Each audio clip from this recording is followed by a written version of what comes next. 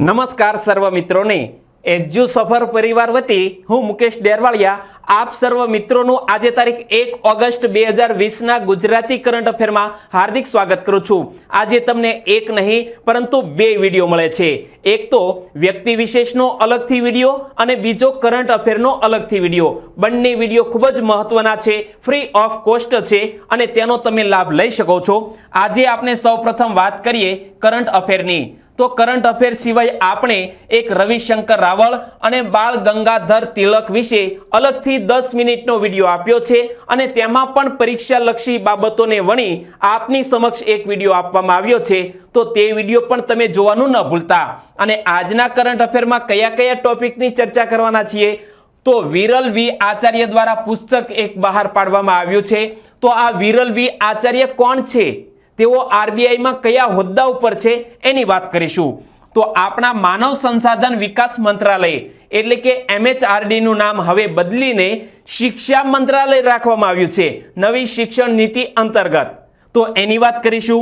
France देशे भारतने 5 Rafale fighter jet विमानो सौंप्या अने भारत देशनी सुरक्षामां अनेक गणो वधारो थयो। तो आ परीक्षालक्षी टॉपिकनी आजना विडियोमां आपणे शरूआत करवाना छीए। तो चलो सौ प्रथम आपणे जोईए राष्ट्रीय समाचार। तो ताजेतरमां ते विरल वी आचार्य द्वारा लिखित cost for restoring financial sustainability in India नामनुं एक पुस्तक बहार पाडवामां आव्युं छे। અહીં તમે મુખપૃષ્ઠ જોઈ શકો છો। Cost for restoring financial stability in India નામનું પુસ્તક અને તેના લેખક કોણ છે? વિરલ વી આચાર્ય। તો વિરલ વી આચાર્ય કયા હોદ્દા ઉપર છે? વિરલ વી આચાર્ય એ રિઝર્વ બેંક ઓફ ઇન્ડિયાના ડેપ્યુટી ગવર્નર છે વર્તમાન સમયમાં। એટલે ખાસ યાદ રાખીએ, અહીં ડિપ્ટી ગવર્નરની ખબર તો પડી ગઈ, પરંતુ આપણા આરબીઆઈના વર્તમાન ગવર્નર એટલે શક્તિકાંત દાસ એ વાત કરીશું।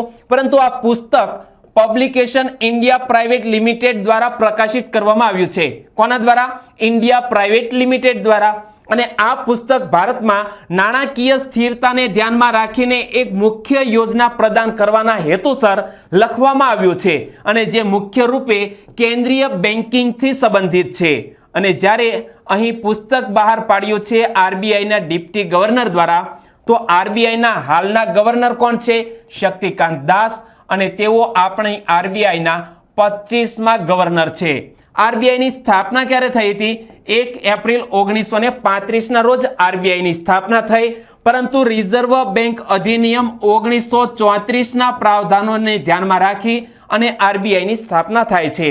આરબીઆઈ એ ભારતની સર્વોચ્ચ બેંક છે અને આરબીઆઈ નું હેડક્વાર્ટર સૌપ્રથમ તો કોલકાતા હતું, પરંતુ વર્તમાન સમયમાં આ હેડક્વાર્ટર મુંબઈમાં આવેલું છે।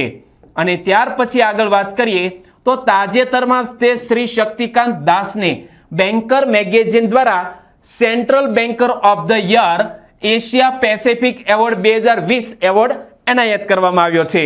અહીં તમે જોઈ શકો છો શક્તિકાંત દાસ અને કયો એવોર્ડ મળે છે? Asia Pacific central banker of the year 2020 નો એવોર્ડ મળે છે આપણા આરબીઆઈ ગવર્નર એવા શક્તિકાંત દાસને। અને ત્યાર પછી આપણે રાષ્ટ્રીય સમાચારમાં આગળ વાત કરીએ તો તાજેતરમાં તે માનવ સંસાધન વિકાસ મંત્રાલયનું નામ બદલીને શિક્ષા મંત્રાલય રાખવામાં આવ્યું છે અને કેન્દ્રીય મંત્રીમંડળે આ પ્રસ્તાવને મંજૂરી આપી છે। तो वर्तमान मानव संसाधन विकास मंत्री तरीके श्री रमेश पोखरियाल निशंक सेवाओं आपी रह्या छे अने हवे आपणा आ ministry of humans resource and development तो तेनुं नाम हवे शुं थई गयुं छे? Ministry of education. અને આ સંદર્ભે જ્યારે નવી શિક્ષણ નીતિ અમલમાં આવી છે તો એમાં આપે જે કમેન્ટ લખી છે મિત્રો, ઓલ ઇન વન સ્વરૂપે તમામ બાબતો આવરી લીધી છે, કારણ કે અનેક મગજો ભેગા થાય તો એનાથી ક્વોલિટી કેવી જબરજસ્ત મળે એ આપણે શિક્ષણ નીતિમાં આગળ વાત કરશું કમેન્ટમાં, ઓકે। પરંતુ આપણે વાત કરીએ અત્યારે આ સમાચારની। તો માનવ સંસાધન વિકાસ મંત્રાલયનું નામ વર્ષ 1985 માં પૂર્વ પ્રધાનમંત્રી શ્રી રાજીવ ગાંધીજીના કાર્યકાળ દરમિયાન રાખવામાં આવ્યું હતું, કારણ કે એ સમયે તેને શિક્ષા મંત્રાલયથી અલગ કરાયું હતું। અને આંતરરાષ્ટ્રીય સમાચારની હવે વાત કરીએ તો તાજેતરમાં જ તે ફ્રાન્સ દેશે ભારતને 5 રાફેલ ફાઇટર જેટ વિમાન સોંપ્યા છે અને આનો નજારો તમે ટીવી ઉપર સમાચારમાં જોયો જ હશે। તો ભારતે ફ્રાન્સ સાથે વર્ષ 2016માં કુલ 36 જેટલા રાફેલ ફાઇટર જેટ વિમાનો ખરીદવા માટે 58,000 કરોડ રૂપિયાના કરાર ઉપર હસ્તાક્ષર કર્યા હતા। કેટલીક ન્યૂઝ ચેનલોમાં 59,000 કરોડ બતાવે છે તો કેટલીક ન્યૂઝ ચેનલોમાં 58,000 કરોડ। સાચો આંકડો શું છે એ મિત્રો તમે કમેન્ટ બોક્સમાં કહેશો। ઓકે, પરંતુ આપણા માટે અગત્યનો છે આ રાફેલનો જે સોદો થયો તે અને હવે એની પહેલી ખેપ આપણને મળી છે। ત્યારે વાત કરીએ તો આ 5 રાફેલ ફાઇટર જેટ વિમાનને હરિયાણાના અંબાલા એરફોર્સ સ્ટેશન ખાતે સોંપવામાં આવ્યા છે। આ પણ યાદ રાખીએ, ફ્રાન્સે કુલ 10 જેટલા રાફેલ તૈયાર કર્યા છે અને જેમાં 5 હાલમાં ભારતને સોંપવામાં આવ્યા છે, જ્યારે બીજા જે 5 છે તે ફ્રાન્સ ખાતે મુકાયા છે અને જ્યાં ભારતીય સૈનિકોને તાલીમ આપવામાં આવશે। અને આવી જ રીતે ધીમે ધીમે આપણને 36 જેટલા વિમાનો પૂરા પાડવાનું છે ફ્રાન્સ દેશ। અને જ્યારે આ ફ્રાન્સથી આપણા ભારત દેશમાં રાફેલ વિમાન આવતા હતા તો એની ખાસિયત એ છે કે રાફેલ વિમાનને આપણે હવામાં જ ઈંધણ ભરી શકીએ એ પ્રકારની અંદર સિસ્ટમ છે। તો આપણે એક તો અધવચ્ચે આ બળતણ પૂર્યું હતું, ત્યાર પછી આગળ વધી અને યુએઈના એરબેઝ પર ફ્રેન્ચ ટેન્કરો દ્વારા આ વિમાનનું બળતણ ભરવામાં આવ્યું હતું અને ફ્રાન્સના રાફેલ વિમાનોમાં 17 golden arrow commanding officer pilots છે। એટલે કે જ્યાંથી આ ફ્રાન્સમાંથી ભારત દેશમાં જે ફાઇટર પ્લેનો પહોંચાડ્યા તો એમાં આપણા ભારતના કઈ વિંગના ઓફિસરો પાયલોટોએ આ વિમાન ઉડાડ્યા હતા તો 17 golden arrow commanding officer. Okay, અને તમામ પાયલોટ્સને ફ્રેન્ચ ડસોલ્ટ એવિએશન કંપની દ્વારા તાલીમ આપવામાં આવી હતી। અહીં એક શબ્દ મહત્વનો છે કે કઈ કંપનીએ તાલીમ આપી હતી તો યાદ રાખીએ, ફ્રેન્ચ ડસોલ્ટ એવિએશન કંપનીએ આપણા પાયલોટ્સને ટ્રેનિંગ આપી હતી। અને હવે આપણે વાત કરીએ કેટલાક પ્રશ્નોની કે કદાચ પરીક્ષામાં કેવા પ્રશ્નો સેટ થઈ શકે કે ભારતના 5 રાફેલ લડાકુ વિમાન કયા દેશથી ભારત આવ્યા છે?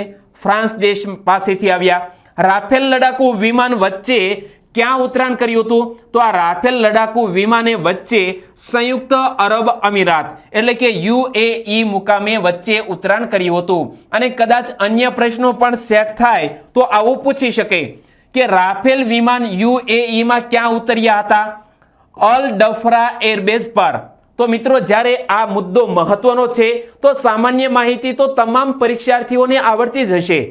જ્યારે આવો મહત્વનો મુદ્દો ઉછળતો હોય છે તો આમાં તમારે ડીપથી જાણવું જોઈએ, એટલા માટે નાની નાની બાબતો ઉપર ખાસ નજર રાખશો। વિમાનોને ફ્રાન્સથી યુએઈ પહોંચવામાં કેટલો સમય લાગ્યો હતો? 7 કલાકનો સમય લાગ્યો હતો યુએઈ પહોંચવામાં। અને જ્યારે આપણા ભારત દેશમાં આ રાફેલ લડાકુ વિમાન પહોંચ્યા ત્યારે આપણા પ્રધાનમંત્રીએ તેમનું કઈ રીતે સ્વાગત કર્યું હતું તો આપણા એક સંસ્કૃત શ્લોક દ્વારા પ્રધાનમંત્રી શ્રી નરેન્દ્રભાઈ મોદીએ ટ્વીટ કરી અને તેમનું સ્વાગત કર્યું। અને તે શ્લોક કયો હતો? રાષ્ટ્ર રક્ષા સમમ પુણ્યમ, રાષ્ટ્ર રક્ષા સમમ વ્રતમ, રાષ્ટ્ર રક્ષા સમમ યજ્ઞો અને દ્રષ્ટો નૈવ ચ। એટલે કે રાષ્ટ્રની રક્ષા જેવું કોઈ પુણ્ય નથી, રાષ્ટ્રની રક્ષા જેવું કોઈ વ્રત નથી અને રાષ્ટ્રની રક્ષા જેવો કોઈ યજ્ઞ નથી। આ રીતે તેમણે એક આપણા જે આદર્શ વાક્ય છે આપણી ભારતીય વાયુસેનાનું કે નભઃ સ્પૃશમ દીપ્તમ, અને એ રીતે આપણી વાયુસેનાના આ વાક્ય દ્વારા શ્લોક દ્વારા તેમણે સ્વાગત કર્યું હતું। અને ત્યાર પછી કરંટ અફેરમાં હવે આવે છે નવી શિક્ષણ નીતિ। તમે એમ કહેશો કે કમેન્ટ સેક્શનની વાત છે, ના બિલકુલ નહીં। તમે જે કમેન્ટ સેક્શનમાં લખ્યું છે એનાથી સંપૂર્ણ નવી રાષ્ટ્રીય શિક્ષણ નીતિ કમ્પ્લીટ છે। તો એમાં તમારે શું યાદ રાખવાનું છે એ તમારા સૌના સાથ સહકારથી આપની સમક્ષ વાત કરું છું। તો ખાસ યાદ રાખીએ, દિનેશભાઈ ચૌધરી તેઓએ સૌ પ્રથમ વાત કરી કે નવી શિક્ષણ નીતિમાં જે 10+2ની પેટર્ન હતી તેમાં કઈ પેટર્ન અપનાવવામાં આવી છે?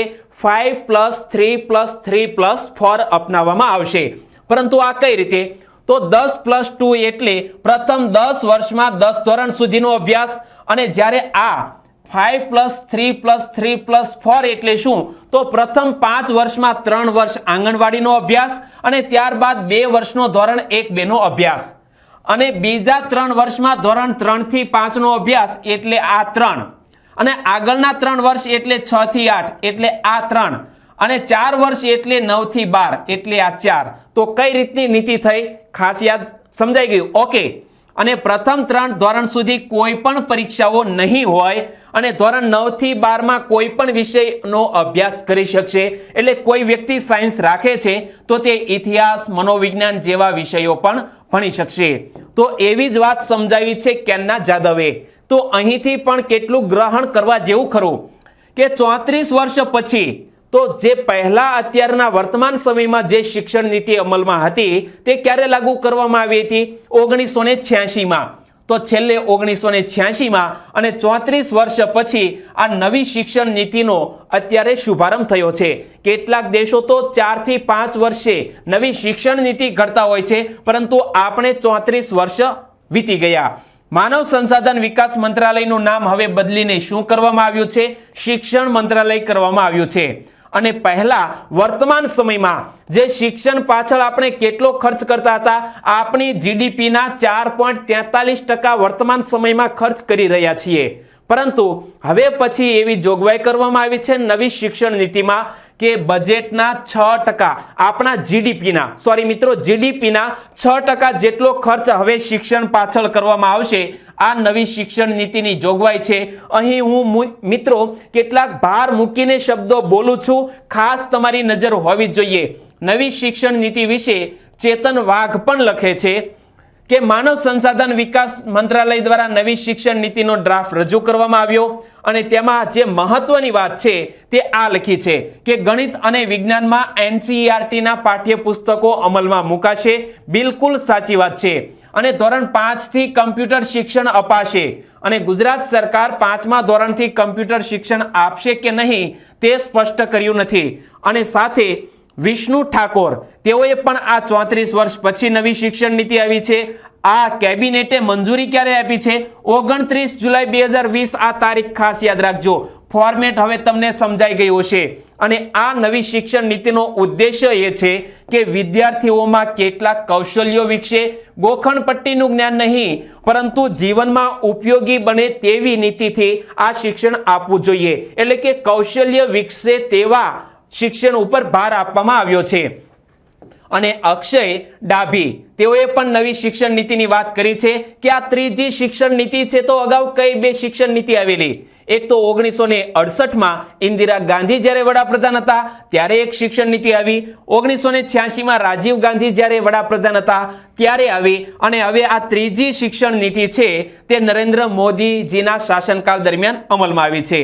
અને ધોરણ 5 સુધી પ્રી સ્કૂલ, ધોરણ 6 થી 8 મીડિયમ સ્કૂલ, ધોરણ 8 થી 11 હાઈસ્કૂલ અને કોઈ પણ ડિગ્રી માટે 4 વર્ષનો સમયગાળો અને ધોરણ 5 સુધી માતૃભાષામાં શિક્ષણને ફરજિયાત કરવામાં આવ્યું છે.